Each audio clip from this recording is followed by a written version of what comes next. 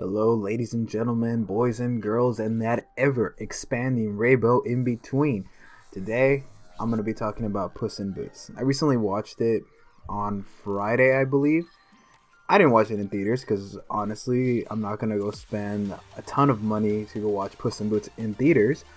So I decided to stream it online, legally, of course. YouTube, if you're listening, I did this all legally. Wink, wink, nudge, nudge. Anyway, I decided to go watch it, and because ever since that movie came out, for some reason this movie it's been popping off on my TikTok feed, and it's usually I would probably never go watch this movie. I would never even think of putting too much time, too much stock into it, because honestly, when the first Puss in Boots movie came out, it didn't do very well. Nobody was really talking about it. Nobody said, "Yeah, I want to go watch a Puss in Boots movie." Like I like Antonio Banderas. I think he's a great actor and voice actor, but was never really excited about the Puss in Boots movie. Obviously, I grew up watching the Shrek franchise, and I know a lot about that. Shrek is life and all that. But a Puss in Boots spinoff wasn't something I was super interested. However, when this started popping off on my TikTok feed, I instantly I was interested because the animation was very similar to Into the Spider-Verse, and like most people, I really liked Into the Spider-Verse. However, what really drew me in to say, you know what, I'm gonna go actively go watch a Puss in Boots movie was Death. Everybody has been talking about, oh, Death is this great villain. Oh, he's such an interesting character. Which is true. I mean, the scenes that Death is in are just really great animation, just great storytelling. But I expected the man to be more in the movie, or I guess he's not, maybe not a man, maybe the Grim Reaper or whatever. But anyway, I thought that he was going to be more in the movie. But he wasn't in the movie as much as I hoped, but he was in the movie quite a decent amount. Anyway, trying to gather my thoughts here, trying to make something cohesive.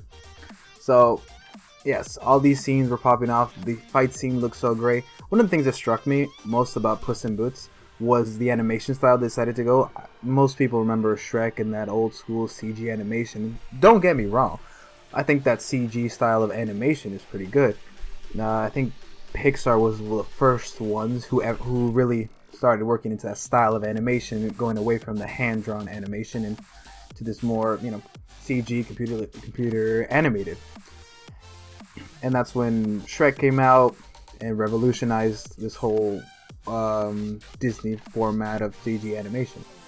So going from that style to this more comic book style of animation, there was basically, I'm pretty sure maybe there's other inspirations, but mainly came from Spider-Verse. Like if you've seen Into the Spider-Verse, I remember when I first watched it, I actually went to go watch that one in theaters, that one of the first things you saw was this just completely new style of animation. It's hard to describe, but it was so fresh at the time, because now more movies are starting to adopt that, Puss in Boots being one, and the other one being The Mitchells vs. the Machine. I think it came out on Netflix. I think it's a Netflix exclusive. Not sure. But that's the very comic book style of animation. The very expressive. It was obviously the direction that this new Puss in Boots movie took. Because the original one, I believe, was CG animated still. And I've seen a couple of clips. One of the biggest things because this movie is doing so well, you see a lot of people saying, "Oh, looking back at the Puss in Boots movie, the first Puss in Boots movie, and it looks okay." I mean, I don't know really what the story's in that movie. I'm not gonna say if it's a good or bad movie because I guess I really haven't seen it. But it doesn't look great.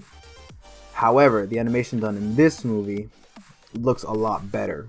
It just I don't know how to describe it because I just really do like this comic book style of animation, and I just want to see more of it. That's one of the reasons I'm excited for Into the Spider-Verse 2, because not only do I want to see Miles Morales and his story keep on moving forward, but I also want to see them, because since Sony, I know people sometimes give Sony a lot of crap, but Sony made a really good movie with Into the Spider-Verse, and I want to see them push further beyond. As much as Mitchell versus the Machines, and now this movie have taken inspiration from Into the Spider-Verse with the style of animation. I want to see what Sony, the original people who made this style of animation, push it forward. I feel like there's a certain thing that you can do when you create something that you are able to then take what you create and then push it further beyond, versus other people who just take inspiration from yours and they have to create something new. And although I feel like they basically tried to do what Spider-Verse did, rather than take what Spider-Verse did and then add on to it, if that makes sense. That's not to discredit this movie or Mitchell vs. the Machine. I think they did this style of animation very well. But I do want to go see what's Into the Spider-Verse 2 does pushing forward. That's a little sidetrack. I guess I've been ranting about only the animation for a little bit. But I guess I should say about the actual movie. The actual movie voice casting, Antonio Banderas, still great. Goldilocks, man, Goldilocks is just a weird thing. I think it's Florence Pugh, the new Black Widow. I'm pretty sure she played Goldie. I think I saw a clip of that. I can't say 100% sure. I don't know the actor at all who played Perrito. But I fell for the dog. Like there's this one scene. It's a really quick scene. It's made very clear that Perrito isn't really loved. It's just quick flash where you see a poster of him. Like if you want him, take a ticket. And I don't know why it cracked me up so much. The fact that poster had nobody took a ticket. I don't know why that just cracked me up so bad. It was just so quick. It was such a visual humor. I don't think most people might have noticed. Because it was just cool. It's a quick scene, right? It just had me cracking up. I don't know. I just found that so sad and depressing, but it was just funny in a way. Anyway, I'm going off. I like Perrito. Soft Paws. I don't really know that actress who voiced her, but I like Soft Paws in the movies. I like Puss in Boots. Antonio Banderas. I will always say he was great. Legend of Zorro, amazing. But Florence Pugh, and specifically the bears. It's Goldilocks and the Three Bears. I just really love this interpretation of those characters. That's one of those things. Okay, I'm gonna go back. I'm gonna go back to Velma. One of the things I said before is that I probably wasn't going to watch Velma again because it wasn't didn't really captivate me the 4 episodes I did watch. One of the things I did say was that I wanted to see an interpretation. I wanted to see what they could do with the characters and then push them in a new direction. And I feel like Goldilocks and the Three Bears, like the original fairy tale, it doesn't have much. There's not really a personality with Goldilocks. The Three Bears are just there, if that makes sense. Like most people don't really think, oh my god, these have a very unique things. Maybe because they're so old, maybe there's so many interpretations, that's why people feel this way. But the very generic story, they don't really have much of personality. It's just, oh, it's too hot, it's too cold, this is just right. That's the basis of that story, right? Versus this one, where Goldilocks and the Three Bears is sweet. Like they found an orphan girl. Technically the orphan girl broke in. They took her in. They adopted her. Right.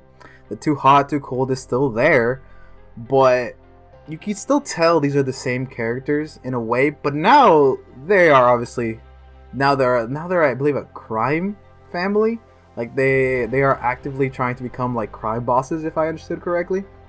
Which, if you go back to the original fairy tale, they're not really crime bosses, but this version they are. And I like this interpretation. Was really interesting, and I don't know why. I just like the accent that they put on Goldie. I don't know what accent it was, but it just felt so cool. Anyway, the story with them was really sweet. Like basically, since it's all of them are trying to get this last wish. You got Puss in Boots trying to get his last wish. You got Goldilocks trying to get her wish. And then you got, I think it's I don't know his name at all, actually. Like, he was the third guy, he was an entertaining villain, but I have no idea who he is. Like, I can't think of him on the top of my head. He was entertaining, but, oh yeah, I think his name was Jack, maybe? I don't know. I probably should look it up, but, I'm not going to. Also, because I didn't even know he was from, I think he's a nursery rhyme. I guess he was in the movie. He was salty about that because nobody knew him.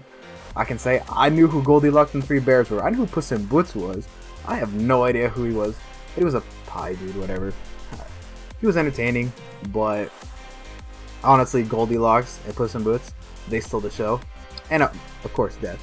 And okay, a quick synopsis of what I'm gonna try to explain a little bit of what happened in the movie. Try to recall, what happened was that Puss in Boots, the classic trope: cats have 9 lives. Puss in Boots. I'm just gonna call him Puss. I'm not gonna say Puss in Boots this entire time. I probably should have said that at the beginning. Puss used up, I believe, not. He's on his 9th life. In other words, after this one, he is done.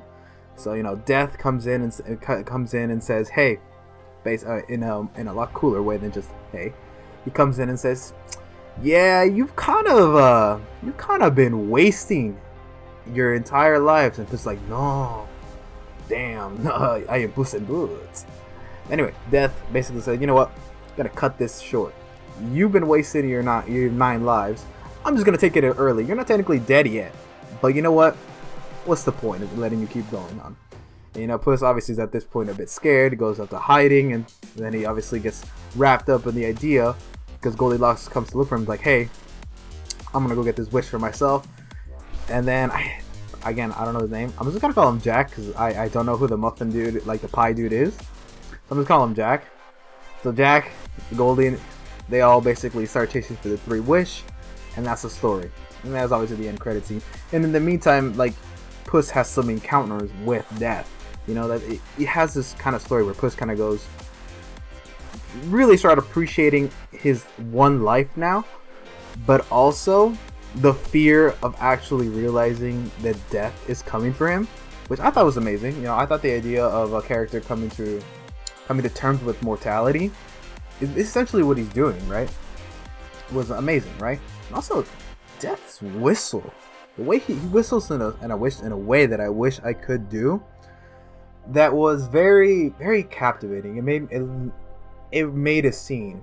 One of the things I saw on TikTok, which was amazing, was this guy took that whistle and made it the base of a song where Death, obviously a very Death style song, and I'm like, man, that's how good this guy's these filmmakers did with this character, right?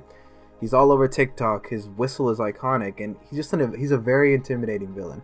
I think he could be one of the great animation villains.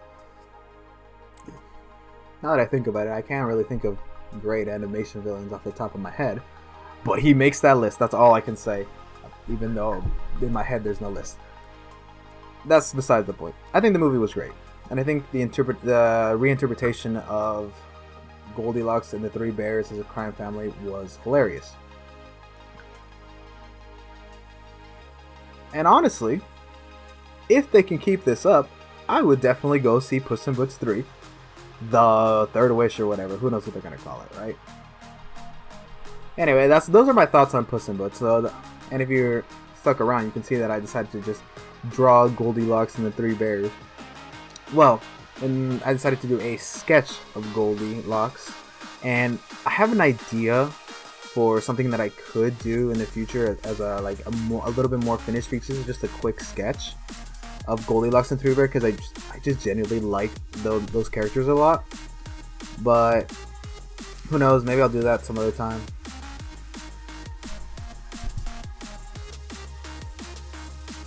Ooh, excuse me, I don't know if you can tell I had to take a little break. I don't know if you can hear this or not, but I'm just getting over a little cold, so that may sound a little off.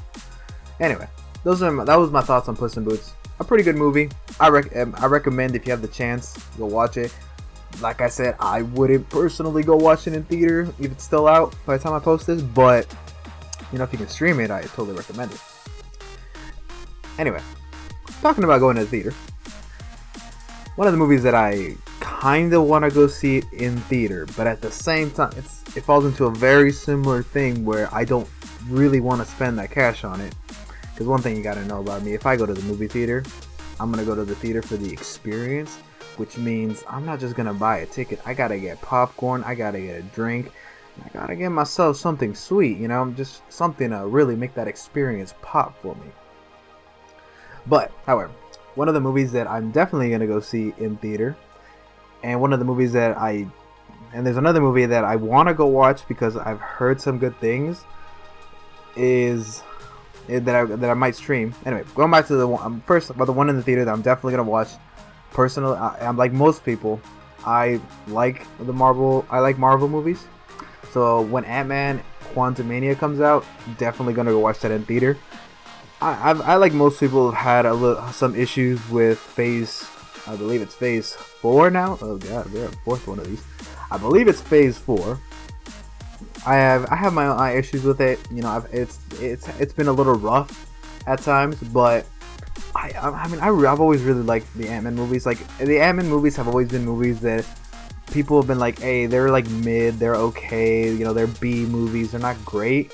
But I personally always liked one. The first one I thought was good.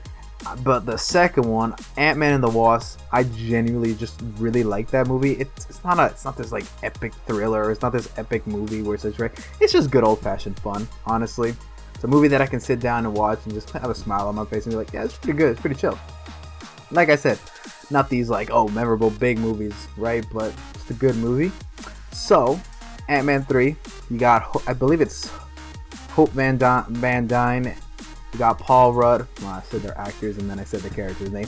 Anyway, you got Scott Lang. My bad. You got Scott Lang, Hope Van Dyne, and I believe I forget the little girl's name, his daughter's name, but I believe she's gonna be in the movie now as a more of an active character, as more of a hero character, because they're going to the quantum realm.